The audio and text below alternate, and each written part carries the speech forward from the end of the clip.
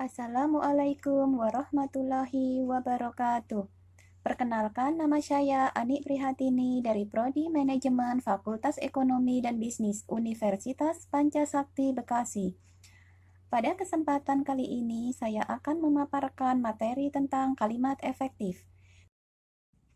Yang pertama, kita bahas tentang pengertian kalimat efektif.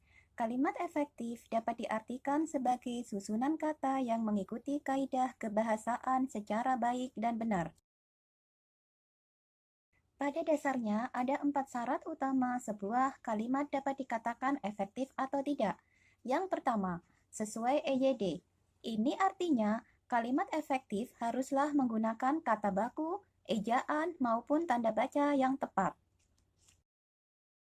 Yang kedua, sistematis, yaitu kalimat yang memiliki susunan minimal subjek dan predikat, kemudian dapat ditambahkan dengan objek, pelengkap, hingga keterangan. Yang ketiga, tidak boros dan bertele-tele. Jangan sampai kalimat yang kalian buat mengulang kata yang sama secara berulang-ulang. Yang terakhir adalah tidak ambigu. Ini menjadi sangat penting karena menghindari pembaca atau audien dari multitafsir. Selanjutnya akan kita bahas tentang ciri-ciri kalimat efektif. Yang pertama, kesepadanan struktur. Ada beberapa hal yang harus kita perhatikan mengenai kesepadanan struktur ini. 1. Pastikan kalimat yang dibuat mengandung unsur klausa minimal yang lengkap, yakni subjek dan predikat. 2. Jangan taruh kata depan atau preposisi di depan subjek, karena akan mengaburkan pelaku di dalam kalimat tersebut. Contohnya, bagi semua peserta diharapkan hadir tepat waktu. Ini tidak efektif. Yang efektif adalah semua peserta diharapkan hadir tepat waktu. 3.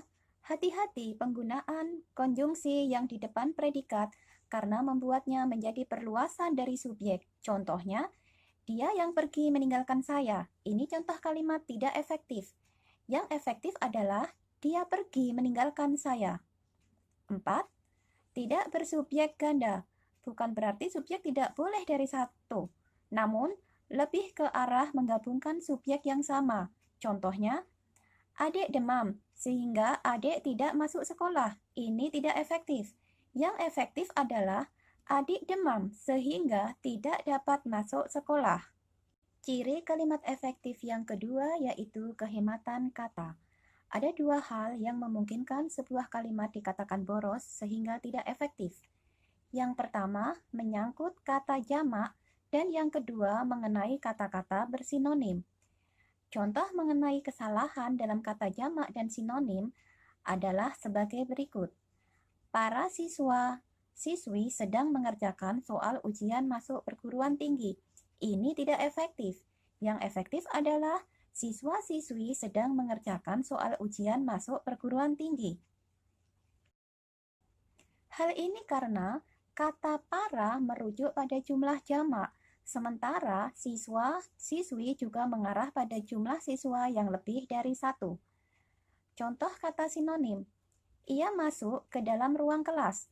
Ini tidak efektif, karena kata masuk memiliki makna yang sama dengan kata ke dalam. Namun, kata masuk lebih tepat membentuk kalimat efektif karena sifatnya yang merupakan kata kerja dan dapat menjadi predikat. Jadi yang benar adalah ia masuk ruang kelas.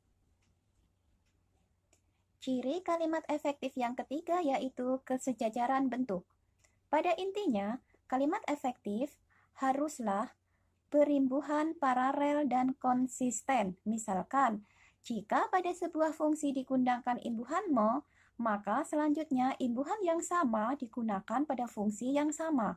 Contoh, hal yang mesti diperhatikan soal sampah adalah cara membuang, memilah, dan pengolahannya. Ini tidak efektif. Yang efektif adalah hal yang mesti diperhatikan soal sampah adalah cara membuang, memilah, dan mengolahnya. Ciri kalimat efektif yang keempat adalah ketegasan makna. Tidak selamanya subjek harus diletakkan di awal kalimat, namun memang peletakan subjek harusnya selalu mendahului predikat. Akan tetapi, dalam beberapa kasus tertentu, Kalian bisa saja meletakkan keterangan di awal kalimat untuk memberi efek penegasan.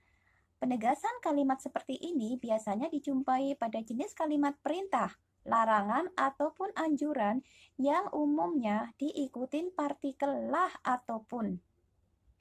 Contoh, kamu sapulah lantai rumah agar bersih. Ini tidak efektif. Yang efektif adalah sapulah lantai rumahmu agar bersih. Ciri kalimat efektif yang kelima adalah kelogisan kalimat. Kelogisan berperan penting untuk menghindari kesan ambigu pada kalimat. Karena itu, buatlah kalimat dengan ide yang mudah dimengerti dan masuk akal agar pembaca atau audien dapat dengan mudah pula mengerti maksud dari kalimat tersebut. Contoh, kepada Bapak Kepala Sekolah, waktu dan tempat kami persilahkan. Ini tidak efektif. Yang efektif adalah Bapak Kepala Sekolah dipersilahkan menyampaikan pidatonya sekarang. Sekian pemaparan mengenai materi kalimat